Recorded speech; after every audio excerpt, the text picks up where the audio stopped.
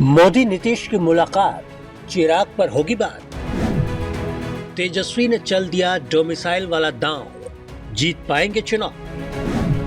10 मुख्यमंत्री बनाने वाले प्रशांत किशोर का क्यों मचा है शोर।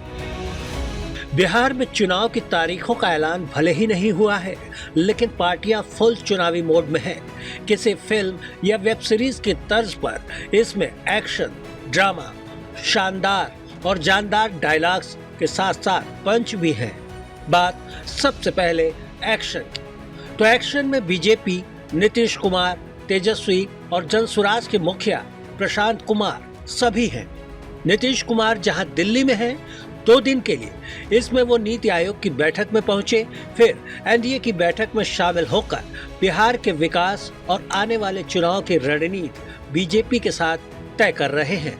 तो वहीं एनडीए में ऑल इज वेल का सियासी मैसेज भी देना है। उनके साथ दोनों डिप्टी सीएम सम्राट चौधरी और विजय सिन्हा भी हैं। वैसे हाल में हुए एक सर्वे में महिलाओं का भरोसा जीतने में नीतीश कुमार एक बार फिर कामयाब हुए हैं। बीजेपी भी उन्हीं के चेहरे पर दांव लगाकर चुनावी वैतरणी पार करना चाहती है। चिराग पासवान की बात करें तो बिहार में उनकी सक्रियता को लेकर बहुत मुमकिन है कि बीजेपी और नीतीश कुमार के बीच बातचीत हो। हालांकि रामदास अठावले ने चिराग को सलाह दी है कि फिलहाल वो बिहार की सियासत का रुख न करे, लेकिन चिराग को अपनी पार्टी से बड़ी उम्मीदें हैं। ऐसे में वो इन चुनाव में अपना असर दिखा सकते हैं, क्योंकि इससे पहले लोकसभा चुनाव में उनकी पार्टी अपना दमखम दिखा चुकी है। उधर तेजस्वी लगातार जमीन पर पकड़ बनाने में जुटे हैं। यात्राओं, संवाद और लोगों के सुख दुख में शरीक होकर तेजस्वी तेजी से माहौल बना रहे हैं, जिसका फायदा उन्हें होता भी दिख रहा है। इसी सर्वे में, जिस सर्वे में नीतीश पर महिलाओं ने भरोसा जताया है, उसमें मुख्यमंत्री के तौर पर तेजस्वी लोगों की पसंद बनकर भी उभरे हैं। फिर वो चुनावी पासे के तौर पर जनता के सामने कई वादे उछाल रहे हैं। ताजा वादा उन्होंने 100% डोमिसाइल नीति लागू करने का किया है। असल में बिहार स्टूडेंट यूनियन 5 जून को आंदोलन करने जा रहा है। इसमें हजारों छात्रों के जुटने का दावा किया गया है। इस आंदोलन की सूचना खत लिखकर राज्य सरकार को भी दे दी गई है।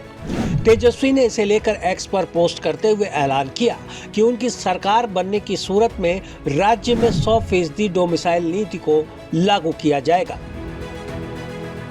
बीते दिनों जिस तरह सहायक भर्तियों में दूसरे राज्य, खासकर यूपी के लोगों ने बाजी मारी, इसे लेकर बिहार में खलबली मच गई थी। इसके बाद से ही यहाँ के छात्र संगठनों ने इसके लिए मांग तेज कर दी और अब तेजस्वी इस मसले को भुनाने में जुट गए हैं। इसके अलावा वो जनता के बीच सुख दुख में शामिल होकर उनकी आर्थिक मदद भी कर रहे हैं। हालांकि तेजस्वी पर बिहार सरकार की तरफ से हमला जारी है। राज्य के राजस्व और भूमि सुधार मंत्री संजय सरावगी ने तीखा हमला किया है। उन्होंने कहा कि 15 साल तक बिहार को लूटने वाले अब हितैषी बनने का ढोंग कर रहे हैं। बिहार में नेता प्रतिपक्ष खुद विधानसभा में नजर नहीं आते, लेकिन बयानबाजी में सबसे आगे रहते हैं। मिथिला क्षेत्र में तेजस्वी यादव अहिल्या महोत्सव में शामिल हुए, जहां उन्होंने धार्मिक टीका चंदन तो लगवाया, लेकिन बाद में उसे मिटा दिया। यह उनकी दिखावटी आस्था को दर्शाता है। जरूरत पड़ती है तो मंदिर जाते हैं और फिर बाहर निकलते ही टीका मिटा देते हैं। जनता अब इन फर्जी हिंदुओं को पहचान चुकी है। बिहार की सियासी तपिश को जनसुराज के मुखिया प्रशांत किशोर भी अपने बयानों से बढ़ा रहे हैं। प्रशांत किशोर, जिन्हें कि पीके के नाम से जाना जाता है, उन्होंने ये कहकर कि लोग मुख्यमंत्री बनना चाहते हैं, जबकि मैंने 10 मुख्यमंत्री बनाए हैं, बिहार की सियासत में भूचाल ला दिया है।